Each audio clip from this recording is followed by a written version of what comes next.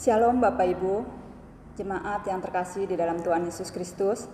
Pada malam hari ini kita bersyukur kita dapat kembali mengadakan persekutuan doa secara online. Saya mau mengajak Bapak Ibu untuk bersaat teduh sejenak. Mari kita bersaat teduh.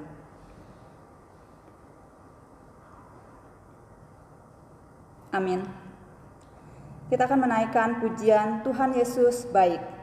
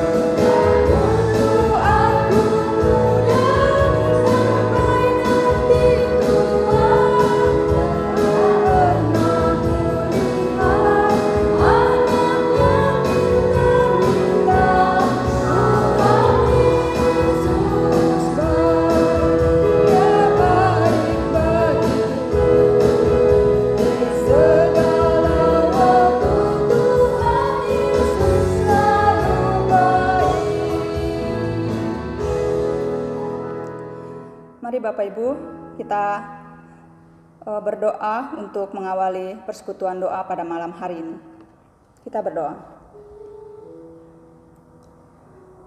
Benar ya Bapa, kami mengamini bahwa Engkau itu adalah Allah yang baik, yang selalu mengasihi kami, yang selalu memelihara kami, menyertai kehidupan kami.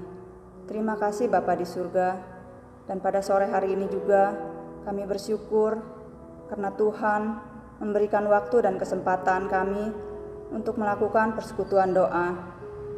Banyak di antara hal-hal yang ini Tuhan yang ingin kami sampaikan dan kami doakan. Banyak sekali permohonan-permohonan kami untuk bangsa dan negara kami, untuk keadaan dunia ini. Biarlah Tuhan saja yang mengabulkan setiap doa kami.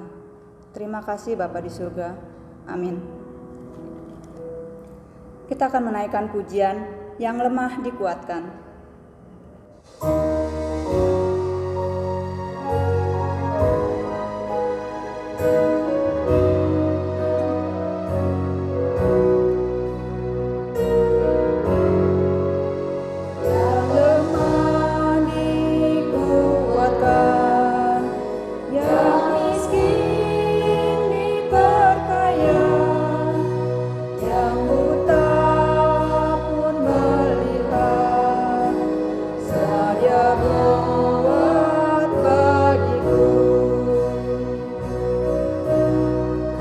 Ada bagian di dalam hidup kita yang tidak mampu kita lakukan, tetapi Allah memampukan. Dan ada hal-hal dalam hidup kita yang tidak mungkin, tetapi Allah memungkinkan. Oleh sebab itu, justru di dalam kelemahan kita, kuasa Allah menjadi nyata.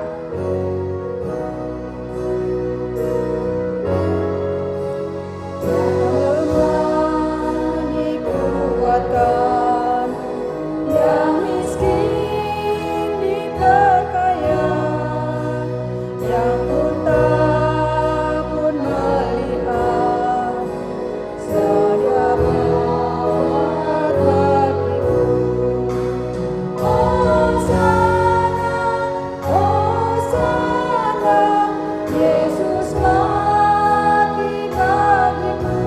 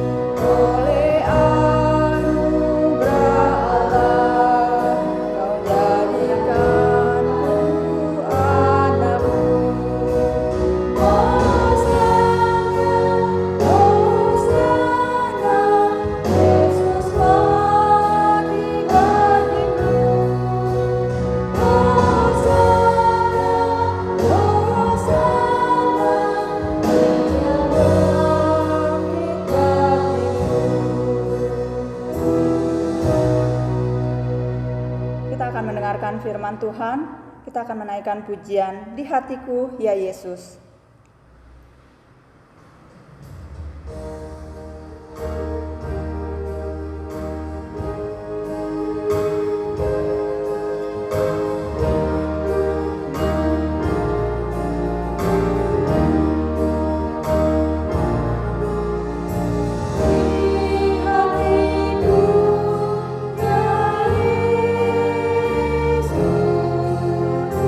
Tuhan bersama.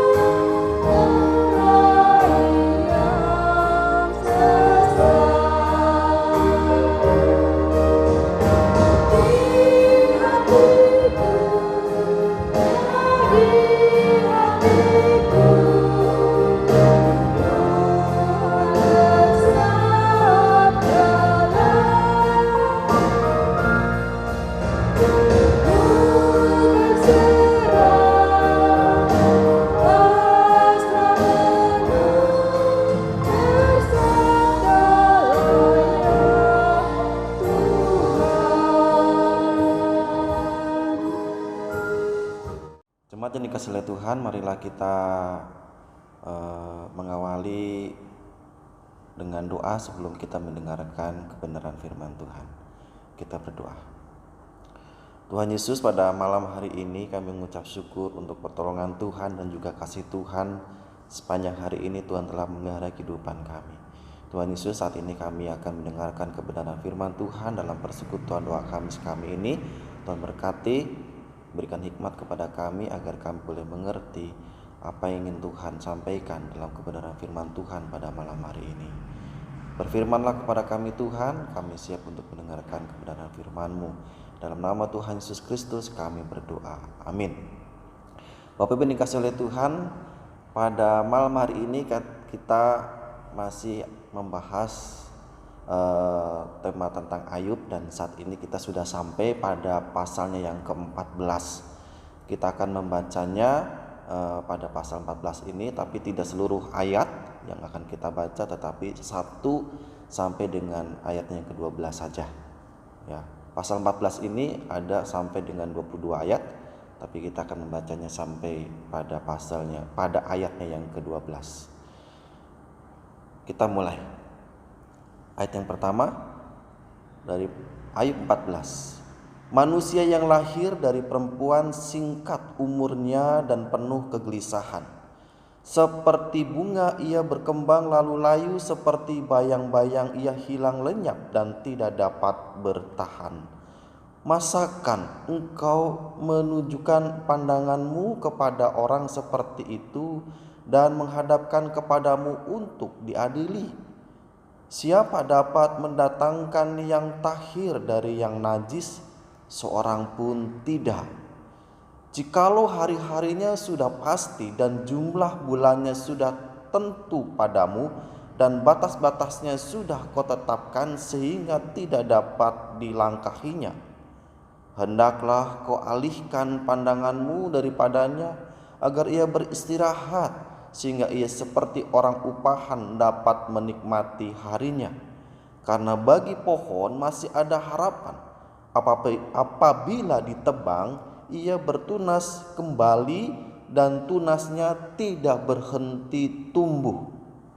Apabila akarnya menjadi tua di dalam tanah dan tumbuhnya mati di dalam debu, maka bersemilah ia setelah diciumnya air dan dikeluarkannya ranting seperti semai.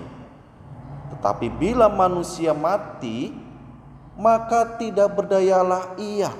Bila orang binasa, di manakah ia?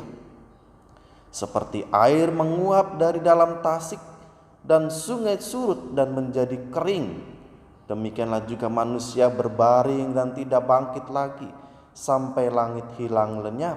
Mereka tidak terjaga dan tidak bangun dari tidurnya. Demikianlah pembacaan kita. Yang berbahagia adalah kita yang mendengarkan firman Tuhan ini dan yang melakukannya dalam kehidupan kita sehari lepas sehari.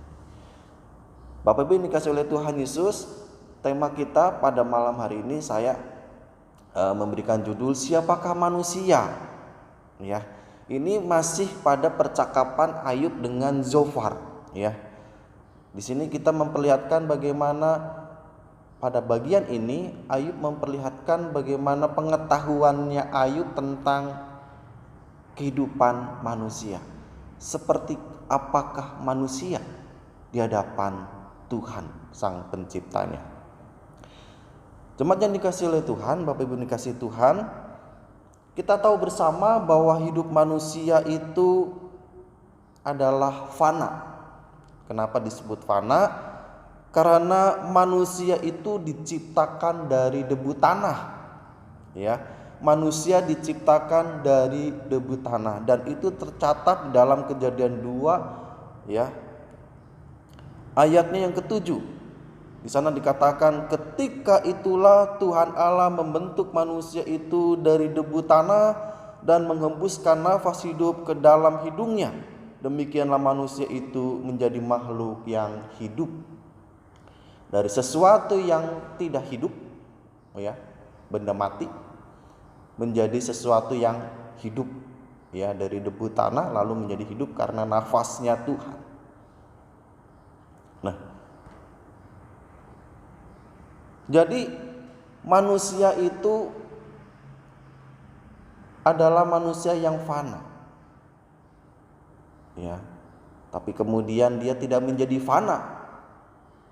Dia menjadi hidup. Dia menjadi abadi pada awal penciptaannya, ya. Karena Allah yang menghidupkannya. Karena Allah adalah abadi, nafasnya adalah abadi, maka manusia menjadi abadi. Tetapi kemudian manusia itu hidupnya menjadi terbatas. Sesuatu yang abadi, sesuatu yang diciptakannya sempurna oleh Allah, lalu kemudian dia tidak menjadi abadi karena akibat dosa. Ya. Akibat dosa membuat umur manusia itu terbatas, dibatasi. Daud mengakui umur manusia itu ada batasnya. Dalam Mazmur 39 ayat 5 dikatakan, "Ya Tuhan, beritahukanlah kepadaku ajalku dan apa batas umurku, supaya aku mengetahui betapa fananya aku." Di sini kita melihat bagaimana Daud mengakui betapa terbatasnya umur manusia dan betapa fananya manusia itu. Dosalah yang membuat umur manusia menjadi terbatas. Sebelum manusia jatuh ke dalam dosa, maka umurnya tidak terbatas seperti Allah, abadi. Jemaat yang dikasihi oleh Tuhan Yesus Kristus, dalam bacaan kita melihat bagaimana hidup manusia itu berbeda dengan tumbuhan. Ya. Manusia itu mati dan akan mengalami kebinasaan selamanya. Ya. Manusia mati akan binasa selamanya. Jadi tidak ada reinkarnasi. Pemahaman Kristen tidak memahami ini, ya, bahwa hidup manusia kalau udah mati udah selamanya mati dan tidak bisa hidup kembali, tidak berinkarnasi, ya. Dalam Ayub pasal 14 ayatnya ke-10 dikatakan, "Tapi bila manusia mati habis riwayatnya, ia meninggal dunia, lalu kemana perginya?" Dalam Alkitab dikatakan begitu, ya. Tapi bila manusia mati habis riwayatnya, ia meninggal dunia, lalu kemana perginya? Waduh, ini kalau ditanyakan kemana perginya ini, ya, nah ini nanti perdebatan lagi begitu. Nah, jemaat yang dikasihi oleh Tuhan Yesus Kristus, pada ayat ke-11 juga dikatakan seperti air menguap dari dalam telaga, seperti sungai surut sampai habis airnya. Masih menggunakan Alkitab bahasa Indonesia sehari-hari, ya. Ayat ke-12 juga masih menggunakan, membandingkannya dengan bahasa Indonesia sehari-hari untuk bisa kita pahami. Ayat 12, "Begitu pula manusia yang telah mati, ia tidak akan dapat bangkit kembali, ia tidak akan terjaga selama langit masih ada, tak pernah lagi bangun dari tidurnya." Tidak akan pernah bangun lagi dari tidurnya kalau manusia sudah mati. Tidak mungkin bisa lagi bangkit, tidak bisa lagi berinkarnasi lagi. Karena itulah maka di sini Ayub membandingkan dengan tumbuhan. Ya. Dalam Ayub pasal 14, ya, ayatnya ke-7, Ayub mengatakan masih ada harapan bagi pohon yang ditebang, ia akan bertunas lagi lalu bercabang. Jadi kalau kita perhatikan dalam kitab bahasa Indonesia sehari-hari akan terlihat jelas memahaminya, begitu, ya. Apa perkataan Ayub dalam ayat ke-17 ini tentang bahwa tumbuhan itu bisa hidup kembali setelah ia mati. Jadi berbeda sekali, ya. Kalau manusia mati itu tidak lagi bisa bertumbuh lagi, tidak bisa hidup lagi. Tapi kalau tumbuhan, kalau sudah mati, kalau sudah mencium air, maka dia akan bertunas lagi. Ya, pada 7 masih ada harapan bagi pohon yang ditebang. Ya, kalau ditebang, biasanya kalau pohon kita tebang, biasanya akan beberapa hari itu akan, atau beberapa minggu begitu dia akan bertunas lagi, keluarkan lagi cabangnya. Nah, pada ayat ini ke-8, ya, meskipun di dalam tanah akarnya menjadi lapuk dan tanggulnya mati karena busuk, tetapi bila disentuh air ia tumbuh lagi seperti tanaman muda, tunas-tunasnya muncul kembali. Jadi ini kita melihat Ayub membandingkan hidup manusia dengan tumbuhan itu perbedaannya sangat jauh sekali. Ya, kalau manusia mati udah selesai. Tapi kalau tumbuhan mati, dia masih punya harapan untuk bisa hidup. Ketika dia mencium air, mendapatkan air, maka akan bertunas kembali. Jemaat yang dikasihi oleh Tuhan, di tengah-tengah keterbatasan manusia, di tengah-tengah manusia sudah jatuh ke dalam dosa dan sudah tidak ada lagi harapan kalau orang sudah mati. Tetapi hidup manusia itu berharga di mata Tuhan. Sangat berharga di mata Tuhan. Di tengah-tengah kefanaannya, di tengah-tengah keberdosaannya. Dalam Mazmur 17 ayat 8 mengatakan, peliharalah aku seperti biji mata, sembunyikanlah aku dalam naungan sayapmu. Pengakuan Daud kepada Allah. Bagaimana Daud melihat bahwa hidupnya itu berharga di mata Allah, seperti biji mata. Ya, mata kita itu sangat berharga bagi kehidupan kita. Coba kalau kita nggak bisa punya mata kita menjadi buta, apa yang terjadi dengan kehidupan kita? Maka seluruhnya akan menjadi gelap.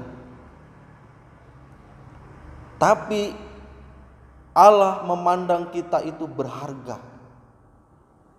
Kita menjadi berharga seperti biji matanya Tuhan. Sangat luar biasa. Itu menjadi anugerah bagi kita. Daud juga mengatakan dalam Mazmur 116 ayat 15 bahwa berharga di mata Tuhan kematian semua orang yang dikasihinya. Ya, berharga di mata Tuhan kematian semua orang yang dikasihinya. Kita semua, saya dan Bapak Ibu semua adalah orang-orang yang berharga di mata Tuhan dan sangat dikasihi oleh Tuhan. Dan itulah pergunakanlah kesempatan hidup kita. Anugerah yang daripada Tuhan itu, agar Tuhan senantiasa terus mengasihi kita dan kita berharga di mata Tuhan. Inilah yang juga diakui oleh Ayub, bagaimana Ayub mengakui Allah mengasihi umatnya, mengasihi Ayub terkhususnya dalam bacaan kita. Dalam ayatnya yang ke-15 Ayub mengatakan begini, maka engkau akan memanggil dan aku pun akan menyahut. Engkau akan rindu kepada buatan tanganmu. Sungguh pun engkau menghitung langkahku, engkau tidak akan memperhatikan dosaku. Dalam Alkitab bahasa Indonesia sehari-hari, ya, maka kita akan melihat dengan bahasa yang sederhana dari dalam Alkitab bahasa Indonesia sehari-harinya. Maka begini Bapak Ibu, maka engkau akan memanggil aku dan aku pun akan memberi jawaban. Engkau akan sayang lagi kepadaku, makhluk yang kau ciptakan. Pada ayat 16 dikatakan, lalu akan kau awasi setiap langkahku tetapi tidak lagi kau perhatikan dosaku. Ini artinya apa Bapak Ibu? Kalau Allah sudah tidak lagi memperhatikan dosa kita, itu berarti Allah mengasihi kita. Allah mengasihi kita sehingga tidak lagi diperhitungkan lagi dosa-dosanya. Kan itu saudara-saudara, berbagilah kita, ya, sebagai manusia-manusia yang sudah diciptakan oleh Allah, bahwa Allah itu sangat mengasihi kita, bahwa Allah itu sungguh-sungguh menganggap hidup kita adalah berharga di mata Tuhan.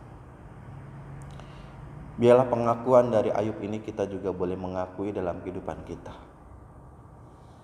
Siapakah manusia? Siapakah kita di hadapan Tuhan? Mari kita bersama-sama seperti yang dikatakan oleh Ayub dan juga oleh Mazmur Daud, bahwa hidup kita itu berharga di mata Tuhan. Kita adalah biji matanya Tuhan, dan Allah sangat mengasihi kita. Maka kita layak untuk memuji Tuhan, layak untuk memuliakan Tuhan dalam keseluruhan hidup kita. Tuhan Yesus memberkati. Amin. Kita akan menaikkan doa syafaat kita berdoa. Yang pertama-tama kita akan menaikkan doa kita. Yang pertama adalah kita mengucap syukur untuk segala anugerah berkat Tuhan yang telah Tuhan berikan kepada kita sepanjang hari ini. Kita berdoa, kita hanya bersyukur kepada Tuhan. Tuhan Yesus, kami mengucap syukur Tuhan melalui kebenaran firman Tuhan. Kami mengucap syukur karena Tuhan menganggap kami manusia-manusia yang penuh dengan dosa ini berharga di mata Tuhan. Terima kasih Tuhan atas anugerah ini. Kami mengucap syukur Tuhan untuk segala berkat-Mu sepanjang hari ini. Kesehatan yang selalu Tuhan berikan kepada kami yang tak pernah berhenti. Tuhan juga memberkati kami yang selalu baru berkat Tuhan kami alami. Terima kasih Tuhan, kami bersyukur untuk anugerah-Mu ini. Kami bersyukur untuk kesempatan yang telah Tuhan berikan untuk kami boleh terus menjalani kehidupan kami. Terima kasih Tuhan Yesus. Terima kasih. Amin. Saudara, kita juga berdoa untuk program-program pelayanan kita di bulan April. Kita berdoa untuk rencana pentabisan pendeta untuk penetua khusus Hendy Rusli yang akan ditabiskan menjadi pendeta di bulan April ini. Kita juga berdoa untuk ibadah emeritasi pendeta Yusak yang bersamaan dengan pentabisan pendeta. Kita akan menaikkan doa-doa ini. Mari kita berdoa. Bapa di surga, kami berdoa Tuhan untuk program-program pelayanan kami di Gereja Kristus Jembatan Hitam dan juga Pascengklong Tuhan. Berkati ibadah online kami Tuhan. Berkati persekutuan fellowship remaja pemuda Tuhan. Berkati persekutuan doa kami Tuhan, agar semua ibadah ini yang telah kami lakukan boleh menjadi berkat dan semakin bertumbuh iman kami di tengah-tengah masa pandemi ini Tuhan. Tuhan Yesus, saat ini kami berdoa ya Tuhan untuk rencana besar kami, rencana majelis jemaat untuk mentabiskan penetua khusus Hendy Rusli menjadi pendeta. Tuhan kiranya berkati yang akan dilakukan secara streaming, secara langsung. Tuhan kiranya berkati agar segala perlengkapan, segala rencana yang telah dipersiapkan oleh majelis jemaat, kiranya Tuhan boleh berkati. Berkati juga untuk ibadah emeritasi pendeta Yusak Herman Mulyatan yang akan dilakukan bersamaan dengan pentabisan pendeta. Tuhan kiranya berkati agar rencana kami ini menjadi berkat bagi jemaat dan juga menjadi berkat bagi gereja-Mu Tuhan. Bahwa Tuhan telah mengutus orang hamba-Mu untuk menjadi pelayan-pelayan-Mu di ladang-Mu Tuhan. Berkati panitia yang sudah dibentuk oleh majelis jemaat. Berkati segala persiapan-persiapan yang dilakukan oleh majelis jemaat, agar persiapan itu tidaklah menjadi sia-sia Tuhan. Terima kasih Tuhan Yesus. Kami berdoa dan mengucap syukur. Amin. Kita berdoa juga untuk bangsa dan negara dan juga untuk segala pergumulan-pergumulan kita. Kita berdoa. Tuhan Yesus, kami juga mendoakan untuk bangsa negara kami. Tuhan berkati agar bangsa kami ini boleh semakin dipulihkan dalam masa-masa krisis pandemi ini Tuhan. Terima kasih untuk vaksinasi yang sudah dilakukan, baik dilakukan untuk tenaga kesehatan, untuk guru-guru, untuk anggota TNI, polisi, aparat keamanan kami Tuhan. Terima kasih Tuhan, kami juga berdoa mengucap syukur untuk vaksinasi yang sudah dilakukan untuk orang tua kami yang sudah lanjut usia Tuhan. Terima kasih, semua adalah karena anugerah Tuhan, sehingga vaksinasi ini boleh terlaksana. Tuhan, kami juga berdoa Tuhan untuk rencana pemerintah untuk mulai diadakannya tatap muka untuk sekolah-sekolah di bulan Juli. Tuhan, kiranya realisasikan ini Tuhan, tolong agar Menteri Pendidikan boleh mewujud nyatakan agar anak-anak kami boleh kembali sekolah secara tatap muka. Berkati ya Tuhan agar bangsa negara kami ini boleh juga terlepas dari krisis ekonomi Tuhan, sehingga ekonomi bangsa negara kami ini boleh bangkit Tuhan, menjadi bangsa yang dipulihkan oleh Tuhan. Tuhan Yesus, saat ini kami juga berdoa ya Tuhan untuk pergumulan kami masing-masing Tuhan, dalam keluarga kami, dalam pekerjaan kami, dalam pergumulan anak-anak kami Tuhan, dalam pergumulan pernikahan kami Tuhan. Tuhan, kiranya berkati Tuhan, apapun yang menjadi kesulitan dan pergumulan kami, kiranya Tuhan kiranya mendengarkan apa yang menjadi doa dan pergumulan dan menolong kami untuk keluar dari permasalahan kami ini. Terima kasih Tuhan Yesus. Dengarkanlah seruan doa kami. Dalam nama Tuhan Yesus Kristus kami berdoa dan memohon. Amin. Kita nyanyikan Bapa terima kasih. Bapa terima kasih. Bapa terima kasih. Bapa di dalam surga, puji terima kasih. Amin.